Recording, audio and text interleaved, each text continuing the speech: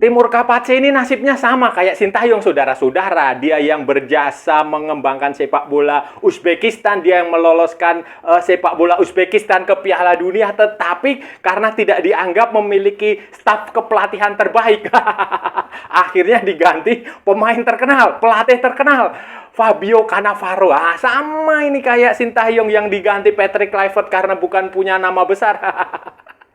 Bedanya ditunjuk sebelum Natal aja. Halo saudara-saudara, jumpa lagi dengan komentator gadungan di sini. Dengan komentator yang gadungan.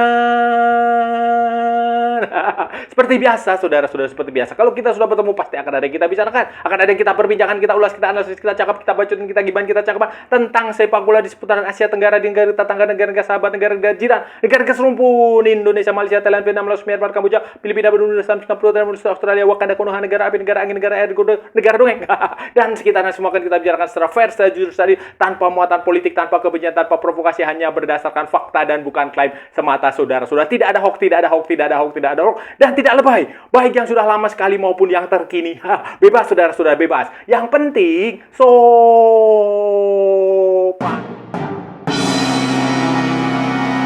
Jadi begini saudara-saudara, jadi begini, ini muncul berita yang cukup ramai di media-media Indonesia tentang kemungkinan Timur Kapace menjadi pelatih tim nasional Indonesia berikutnya, saudara-saudara. Jadi Timur Kapace ini adalah pelatih asal Uzbekistan. Dia adalah pelatih yang meloloskan Uzbekistan ke Piala Dunia 2026.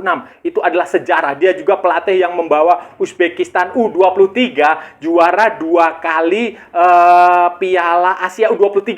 Saat menjadi pemain, dia juga meloloskan Uzbekistan sampai ke semifinal Piala Asia 2000 berapa ya? 2011 kalau nggak salah. 2011 atau 2000 berapa? Itu saudara-saudara, Timur Kapace ini dia baru saja memutuskan mengundurkan diri dari Uzbekistan, dari tim nasional Uzbekistan, karena posisi dia diganti oleh Fabio Cannavaro. Jadi begini, Fabio Cannavaro datang untuk ke Uzbekistan untuk menjadi pelatih kepala. Kemudian Timur Kapace sebelumnya pelatih kepala, dia menjadi pelatih kepala menggantikan Sreko Katanek, pelatih dari Slovenia. Itu saudara-saudara, kemudian setelah berhasil lolos ke Piala Dunia karena dirasa dia tidak punya pengalaman melatih di Piala Dunia dan namanya kalah tenar. Tidak sebesar Fabio Cannavaro, dia digantikan oleh Fabio Cannavaro dan diturunkan menjadi asisten pelatih Fabio Cannavaro. Kemudian kemarin pertandingan bulan lalu kalau nggak salah itu uji coba lawan Uzbekistan, uji coba lawan Uruguay dan kalah. Nah, sekarang Timur Kapace ini memutuskan mengundurkan diri dari tim nasional Uzbekistan dan menurut pengakuannya di sebuah media di Uzbekistan, namanya media itu Zamin. Saudara-saudara, media Zamin ini mengutip pernyataan Timur Kapace bahwa dirinya siap menjadi pelatih tim nasional Indonesia jika dikehendaki oleh Asosiasi Sepak Bola Indonesia, oleh PSSI.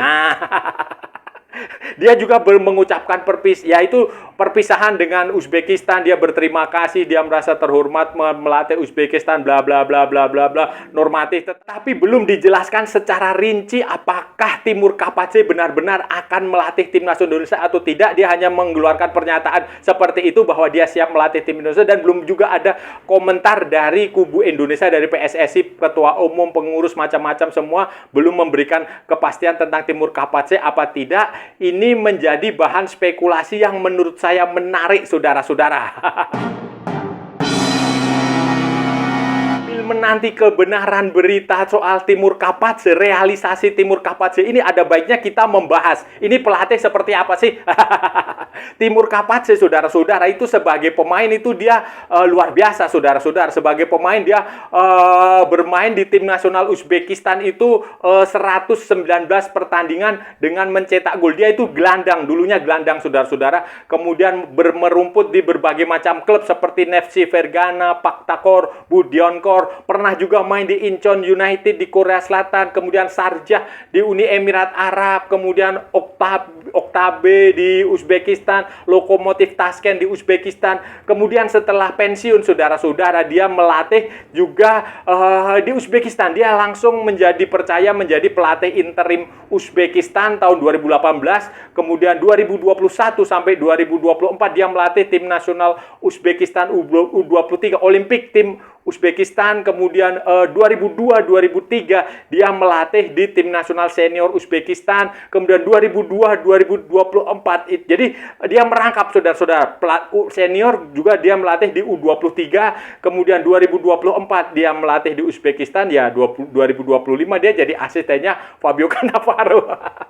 Statistik dia melatih Uzbekistan di U23, Olimpik sebagai interim macam-macam itu, saudara-saudara, itu dia total, saudara-saudara, sejak 2018 sampai 2025, saudara-saudara, 2025 itu dia sudah melatih di 153 pertandingan. 153 pertandingan dengan 63 kemenangan, 43 seri, dan 47 kekalahan, 41,18%. Nah, dan prestasi terbaik dia membawa Uzbekistan U23 juara Piala Asia U23, saudara-saudara, dua kali berturut-turut, 2022 dan 2024, saudara-saudara. Dia juga membawa Uzbekistan juara KAFA Nation Cup Asia Tengah, ke kompetisi Asia Tengah semacam AFF tapi di Asia Tengah. Dan yang paling fenomenal adalah meloloskan Uzbekistan untuk pertama kalinya ke piala. Teknis, saudara-saudara, secara teknis ini Timur Kapadze ini biasanya bermain dengan 3 back. 3 back ketika dia merasa bahwa lawan itu kemampuannya setara atau di bawah. Ketika dia ingin menyerang itu biasanya dia akan bermain dengan 3 back. 3-4-3 dengan Kuzanov, backnya Manchester City, akan menjadi center back di situ. Itu biasanya dia main seperti itu, 3-4-3 di berbagai pertandingan kualifikasi Piala Dunia zona Asia, saudara. Tetapi ketika dia merasa lawannya akan jauh lebih berat atau levelnya di atas, atau dia merasa ini akan kesulitan kita bermain dengan 3-4-3, maka biasanya Timur Kapadze akan bermain dengan 4-2-3-1. Kuzanov tetap di situ di tengah itu sebagai jantung pertahanan, tetapi akan ada dua gelandang di tengah, 2 gelandang bertahan, holding midfielder, box to box midfielder di situ yang bertindak untuk untuk menjaga pergerakan 3 gelandang serang dan 1 penyerang tengah. Nah, ini selalu begitu dia bermain. Jadi ini sistemnya cukup fleksibel, saudara-saudara. Dia melihat kemampuan timnya dia seperti apa, kemudian dia terapkan. Kemudian dia juga melihat kualitas lawan itu seperti apa. Jadi dia tidak asal menerapkan, tidak asal-asalan lah, saudara-saudara. Tidak, pokoknya dia benar-benar mempertimbangkan taktik. Nah, ini secara taktik menurut saya cukup bagus ya, saudara-saudara. Dan ini mungkin akan sedikit cocok dengan gaya yang sebelumnya diterapkan oleh Sintayong ketika melatih tim nasional Indonesia. 3 back di situ cocok ini. Kemudian taktik dia yang fleksibel, yang menyesuaikan permainan dengan lawan, itu juga saya rasa agak sedikit mirip dengan apa yang pernah dikerjakan oleh Sintayong ketika itu, saudara-saudara. Secara teknik tidak ada berbeda. Saudara-saudara, yang harus kita waspadai kalaupun ini Timur Kapadze ini benar melatih Indonesia adalah justru faktor non teknis, saudara-saudara. Kita nggak tahu apakah dia bisa bahasa Inggris atau tidak. Bahasa Uzbekistan kan berarti dia harus bahasa Rusia. Harus ada penerjemah bahasa Rusia. Jadi masalah komunikasi ini pertama mungkin akan menjadi masalah. Harus diselesaikan di depan, saudara-saudara. Apakah akan ada penerjemah bahasa Rusia dan bahasa Inggris? Ini perlu pertanyaan. Apakah, saya nggak tahu Timur Kapadze dia bisa bahasa Inggris apa tidak? Ya seharusnya bisa lah. Tapi nggak tahu, kalaupun dia nggak bisa, ini faktor komunikasi pertama ini juga harus dihitung. Kemudian faktor kultur, budaya. Saudara-saudara harus ingat, ini pemain-pemain Indonesia ini kebanyakan dari Eropa. dari Eropa dan dia belum tentu bisa menerima kultur budaya dari Asia, apalagi dari Rusia, dari budaya Uzbekistan yang terpengaruh Rusia. Ada masalah geopolitik di situ, ada masalah macam-macam lah saudara-saudara, itu akan menjadi barrier yang harus dicarikan solusinya secepatnya di awal-awal ya, di awal-awal ketika benar-benar Timur Kapadzé ditunjuk menjadi pelatih. Kemudian jangan lupa Timur Kapadzé ini belum punya pengalaman melatih di tim yang di Piala Dunia. Benar, dia meloloskan tim ke Piala Dunia itu benar. Benar, dia membangun tim Uzbekistan junior, pemain-pemain muda, dia bertumbuh pada pemain-pemain muda yang dia bangun, kemudian dia loloskan ke Piala Dunia, dia bangun dari junior, dia naikkan ke senior, dia loloskan ke Piala Dunia, itu benar. Tetapi dia belum punya cukup pengalaman, tidak punya pengalaman melatih di Piala Dunia, dan dia tidak punya pengalaman melatih di luar negeri. Sebagai pemain dia pernah main di Korea Selatan, di Uni Emirat Arab, tetapi sebagai pelatih dia belum pernah pengalaman di luar negeri. Ini menjadi catatan yang harus dipertimbangkan matang-matang jika benar-benar PSSI menginginkan Timur.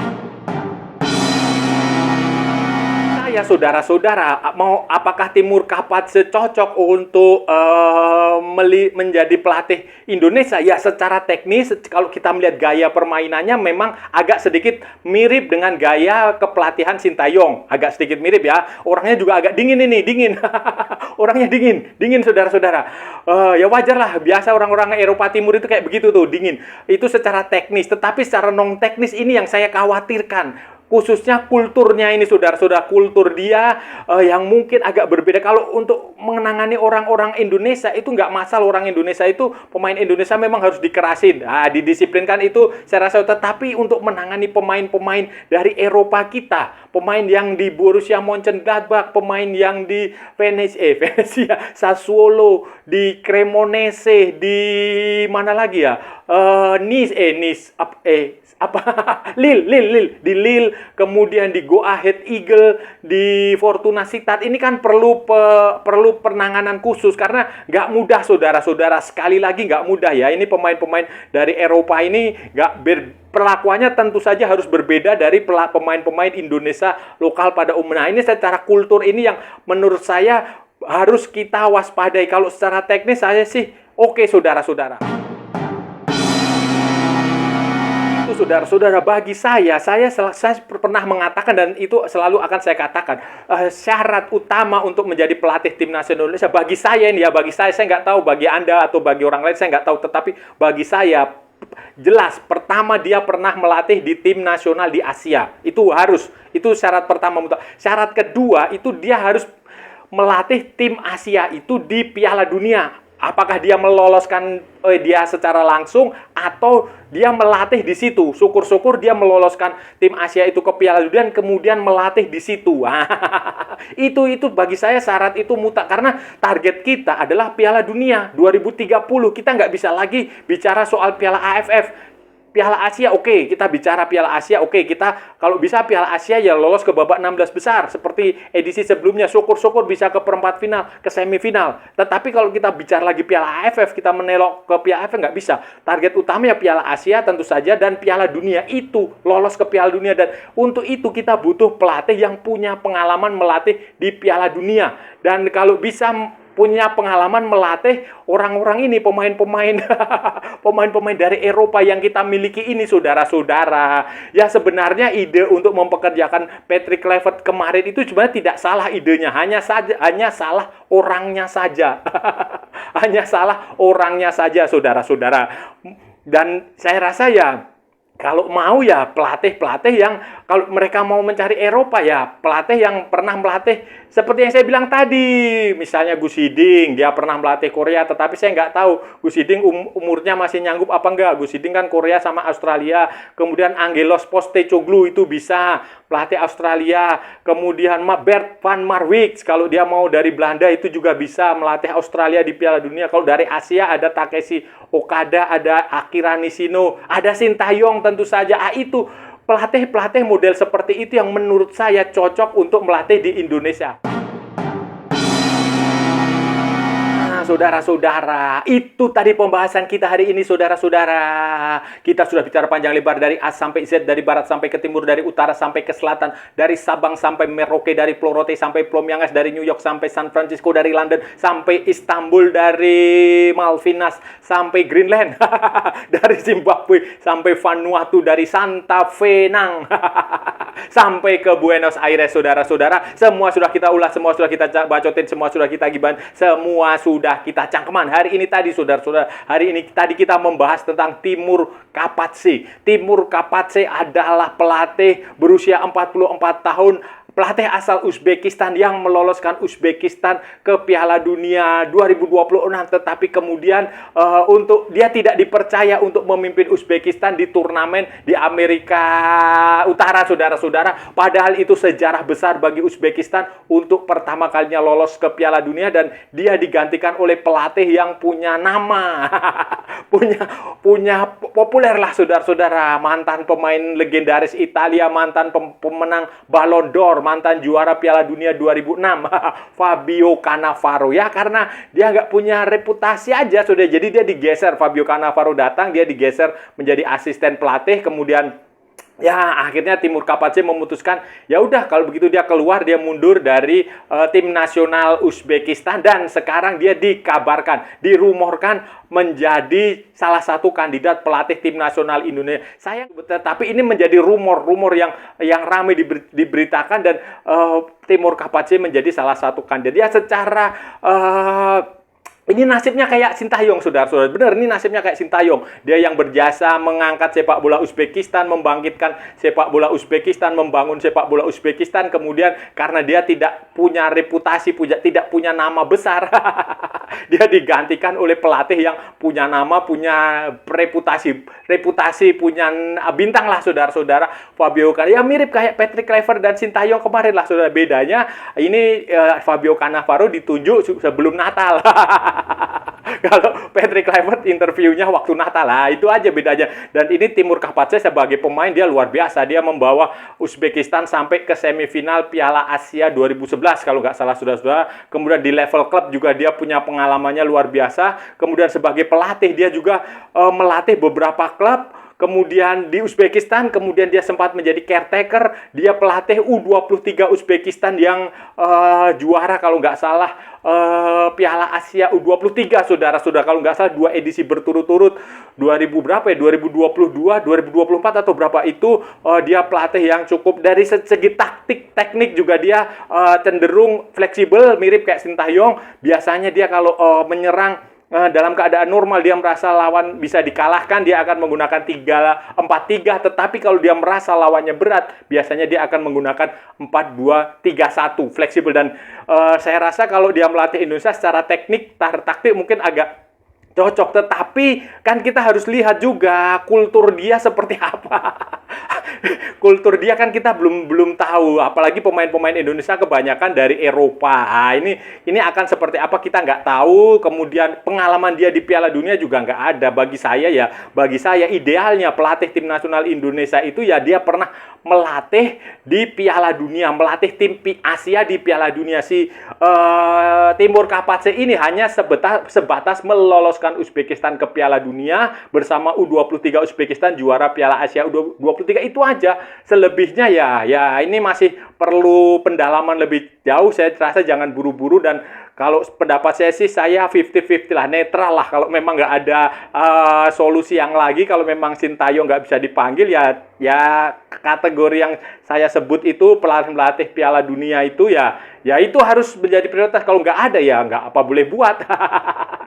Dan saya rasa sudah cukup ya pembahasan kita kali ini, saudara-saudara. Kalau ada salah-salah ya mohon maaf. Namanya juga gadungan, wajar kalau gadungan itu salah. Tetapi kalau benar berarti sebuah kebenaran. Kalau sudah merasa channel ini bermanfaat, berguna, menghibur, menginspirasi, silahkan like, share, and subscribe. Tapi kalau tidak, saudara-saudara, abaikan saja, skip, jangan ditonton, jangan nyampah, jangan membuat komentar-komentar yang menghina, menghujat, melecehkan, merendahkan orang maupun negara lain. Santai aja, ini hanya bola, kita cari teman, bukan cari musuh. Ikuti juga akun media sosial komentator gadungan, ada di Instagram, ada di Facebook, dan ada di TikTok yang bukan TikTok Shop, saudaraku semuanya. Oke? Sampai bertemu lagi di edisi berikutnya dengan tema-tema yang jauh tidak bermanfaat, dengan tema-tema yang jauh tidak berguna, dengan tema-tema yang jauh lebih membagongkan. Salam olahraga dan merdeka!